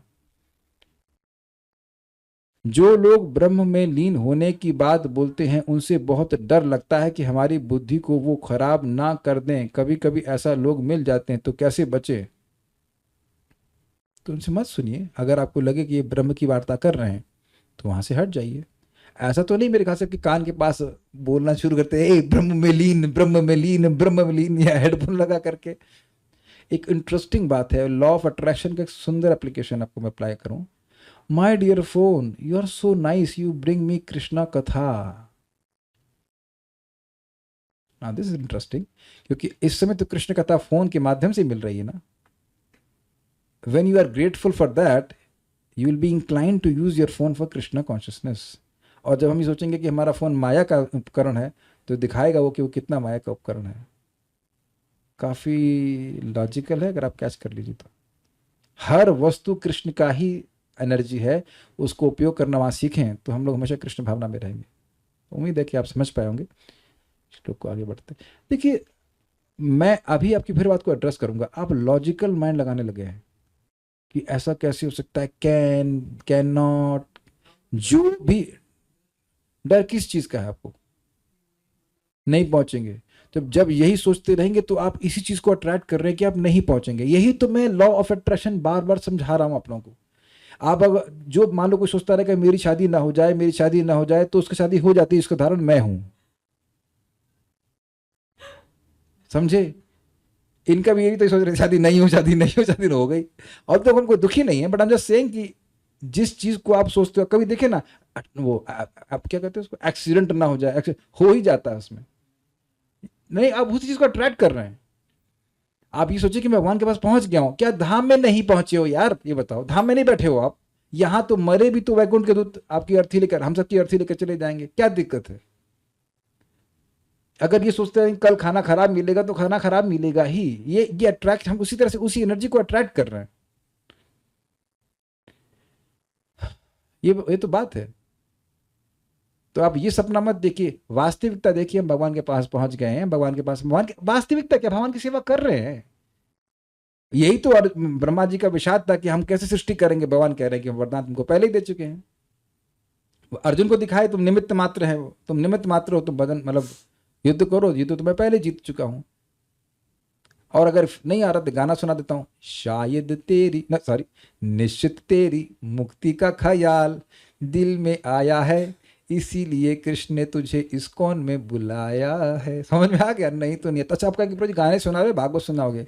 तो मुचकुंद महाराज कहते हैं कि भगवान के सामने है कि जब किसी जीव की मुक्ति का समय आ जाता है, तब उसे भगवान की भक्तों की संगत मिलती है। तो हमने उसी को ट्रांसलेट करके आपको सॉन्ग के रूप में सुनाया था, Shiva Krishna Gita. Something make sense. Unless somebody has met association of devotees, he will not be liberated. और जो भक्तों की संगत में आ गया, वो भगवान के पास चला जाएगा। सुनने में रुचि है कुछ? क्योंकि नहीं ऐसे ही जबरदस्ती पड़े हुए हैं। तो जिसकी सुनने में रुचि है वह भगवत धाम जाने की योग्यता प्राप्त कर चुका है। अब इसके लिए आप धन्यवाद देना शुरू कीजिए कि धन्यवाद है भगवान कि आप मुझे अपनी कथा में कुछ रुचि दे रहे हैं। जब आप धन्यवाद देंगे तो और मिलेगी। मैं बार बार यही तो समझा रहा हूँ, मैं बार बार आपको यही तो समझा रहा हूँ। आप में से कितने लोगों ने आज खाली बोला ही नहीं, अनुभव किया, स्मरण किया कि भगवान ने आपकी कृपा करी, आपकी सोना माला आज करा दिया? फेल्ट? और नहीं तो कम से कम थोड़ा आप शुरू कीजिए इस तरह से। It is not ordinary that you could chant 16 rounds. बहुत कुछ हो सकता था, हम नहीं कर पाते, या हम उठ ही नहीं पाते। तो जब इस प्रकार से कृतज्ञता रहेगी तो आप देखेंगे कि हर दिन भक्ति करेंगे, भगवान के पास हम चले जाएंगे, कोई कठिनाई नहीं है। Last question is quite like attracts like change the frequency. हाँ ठीक है, हमको मत पढ़ाओ, हम पढ़ चुके हैं। हाँ पहले पहले खुद पढ़ के आओ, हम पढ़ चुके हैं, हम पढ़ा रहे सबको, ठीक है, okay okay, will stop here. Shrimad Bhagavad Gita की जय, श्रील प्रभुपाद की जय, निताई गौर प्रेमानंद। देखिए, जब भगवान आपको कुछ सुविधा दे रहे हैं भक्ति करने की, तो भगवान पे विश्वास बढ़ाइए कि भगवान की कितनी दया है कि मैं भक्ति कर पा रही हूँ या कर पा रहा हूँ। संदेह नहीं बढ़ाइए कि आगे होगा कि नहीं होगा। मैं एक सच्ची घटना बता रहा हूँ, सच्ची इन द सेंस, मैंने एक पुस्तक पढ़ी थी, कॉमिक्स कह लीजिए, कॉमिक्स है, लेकिन वो सब उसका वर्णन है कि वो जो ज्यूज थे किधर से उधर आए, ऐसा कुछ था, मैं बहुत भीनी भीनी याद है। तो वो रेगिस्तान में थे और भगवान ने कहा, अल्लाह ने कहा, जब भगवान वही भगवान ने कहा कि वो तुमको खाना मैं प्रोवाइड करूंगा, तो ब्रेड गिराई, तो उन्हें कहा स्टोर नहीं करना। It's very interesting. तो कुछ लोगों ने ब्रेड को स्टोर किया, खाए और स्टोर किया, तो अगले दिन देखा उस ब्रेड में कीड़े पड़ गए थे। समझे आप बात? अरे सोचना चाहिए भाई, रेगिस्तान में भगवान ऊपर से ब्रेड गिरा रहे हैं, तो आज जब गिरा रहे हैं तो कल क्यों नहीं गिराएंगे? Got it? समझे ना बात? तो आप धन्यवाद देना शुरू कीजिए कि भगवान ने कितना अच्छा रखा है। मान लो थोड़ा बहुत स्वास्थ्य खराब भी हो, तो अरे भगवान ने इतना स्वास्थ्य नहीं खराब किया कि मैं भजन ना कर पाऊँ, भक्ति कर पा रहा हूँ, ठीक है, भगवान की दया है। और इस प्रकार से अगर कुछ और आप देखना, ये करके तो देखिए। आप मेरी बात समझ पा रहे हैं? क्या आप में से ऐसा कोई व्यक्ति है जो आज भक्ति ना कर पा रहा हो? ऐसा कह ही नहीं सकते। अगर कैसे तो क्लास में कैसे आते, क्लास में कैसे आते, जब कैसे करते, प्रसाद मिल रहा है, हर जगह आप देखने का प्रयास कीजिए कि भगवान दया कर रहे हैं। कुढ़ने से कुछ, कुढ़ने वाला व्यक्ति केवल खुद ही कुढ़ता है, दूसरा कोई नहीं कुढ़ता उसके लिए। Is it okay? और आप देखेंगे कि जीवन में कभी ऐसा नहीं हुआ कि भक्ति करने को ना मिले, because we are increasing our faith in Krishna. आप मेरी बात समझे? आज जो बचाया तो कल भी बचाया और परसों भी बचाया, तो आप हर दिन देख रहे हैं कि भगवान आपको भक्ति करने का मौका दे रहे हैं, तो आपकी श्रद्धा बढ़ेगी कि कम हो रही है? समझ गए? लॉजिकल है, सिंपल। तो जब श्रद्धा बढ़ रही है तो फिर भगवान और रेसिप्रोकेट करेंगे कि नहीं करेंगे? सिंपल सी बात है, प्लीज इसको स्वीकार करने का प्रयास कीजिए। एक सिंपल सी बात समझने का प्रयास कीजिए। भगवान की बड़ी दया है कि आज हम इस ज्ञान को पकड़ सके, नहीं तो नहीं, कल पढ़ाने वाला था, नहीं कर पाया था, बताइए, है ना? दया भगवान करवा रहे हैं भगवान। तो इस प्रकार से देखने का प्रयास कीजिए, डरने की कोई जरूरत नहीं है। अच्छा, डर के होगा भी क्या? और अमेजिंग बात है कि भगवान निश्चित कर लिए कल रोटी कहाँ मिलेगी, तो काहे को डर रहे हो? और वैसे भी मैं रोटी की बात नहीं कर रहा हूं, जब जो व्यक्ति धाम में, उसको काहे को डर? तो ये कुछ व्यक्ति को विचार करना चाहिए, ठीक है?